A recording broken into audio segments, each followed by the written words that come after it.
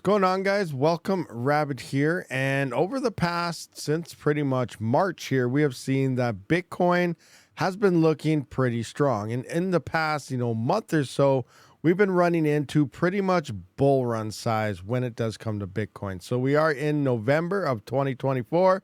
How's our mining profits looking? So starting things off with GPUs, looking at, and this is only at 10 cents per kilowatt hour, an RTX 4090 is hanging out at about 75 cents per day after power costs. So it's not looking too hot right now. And scrolling down to the 3070, which is by far one of the most popular GPUs out there, we can see the profit is about 25 cents a day. Now, it is better than it used to be for the past couple of years here, but it's definitely not looking too hot. We were a lot more profitable this time 4 years ago when Ethereum was still around, obviously. But, we're starting a new cycle here, new coins, new hardware, new people, new everything. If you have about 10 of these, you are making about $250 a day. But for that $250 a day, you'd be using like 1,200 watts. So GPU mining is still looking a little on the rough side. Now, if you are currently mining with ASICs, you may have a pretty large smile on your face, especially if you got script ASICs. As we can see, they are now dominated everything with the recent rise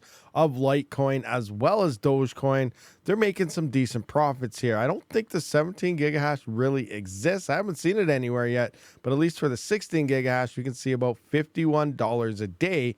And that's in profits, again, 10 cents per kilowatt hour. It's using about 3,360 watts, $57.99 before any type of power cost, $49.93. Now, this is making a little bit more. It is actually around $64 a day. Mining now isn't taking into account some of the other merge coins that can be done with other pools, but large pools everywhere, pretty much where all the hash rate is, this is the numbers they're getting, but they are making less than, the select few that actually are looking for more profits here, which is possible. $64 a day is what an L9 is currently making.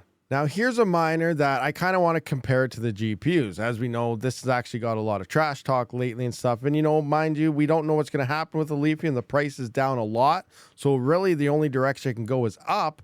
But we can see here for only 500 watts, we're actually making about $2.14 after power, which is pretty close to where GPUs are, but GPUs to make this amount was using 1,200 watts of power. So we're using over half the power less here and making about the same. So, home miners, this is the Ice River AL2 Lite. I will have links and stuff down in the description if you're looking for any type of ASIC miner, but some ASICs are looking a lot better than GPUs, even using less power, and actually, depending how you run them, some of them are quieter than big Octa rigs with the big fans going and everything like this guy right here as well. So we are seeing more interest leading to the ASIC side these days when it comes to profitability. Now, the crazy thing that's going on is here at 10 cents per kilowatt hour, we can see that even Bitcoin miners are mining in a profit. Obviously, we're using a crap ton of power here, but like an S21 Pro is making over $5 a day, where this was in the negatives for most home miners. Now, this is 10 cents per kilowatt hour. A lot of you guys do have 15 cent plus, some of you over 40 cents. Obviously, a Bitcoin miner is not a good idea at that point. But people that are, 10, 11, 12 cent per kilowatt hour or a lot cheaper, Bitcoin mining is actually starting to look profitable again while we move into this bull run. Now, looking into some CPUs for a 3900X. I don't got everything updated here, but I do have Spectre here. Looks like it's doing only about 38 cents. That is before any type of power cost.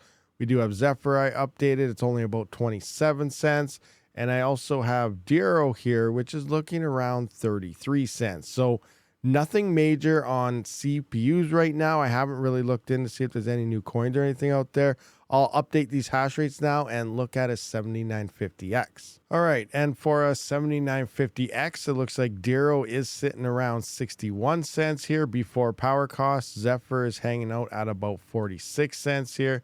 and Spectre is rocking in at about 60 cents. So that is before any type of power costs. Now there's another combo you guys can do. As previously when we saw an RTX 3070, the revenue there was about 52 cents, and then a 7950X on Spectre is about 60 cents. That works out to be about $1.12 per day. So if you actually put those two pieces of hardware together and mine yourself Warthog, you would see here before power costs, that's actually about $1.43. So you are making more mining Warthog currently. So let's take a look at a 3900X now mixed with that same 3070. Now on a 3900X mixed with that same 3070, so you're due about 38 cents on Spectre, 52 cents again on that GPU on Block X before any type of power costs. That works out to be about 90 cents, and then on Warthog you'd be making about 93. So only an extra 3 cents here. So it doesn't really look like a major thing here. The better the CPU you have, the better you are going to be on Warthog, as CPU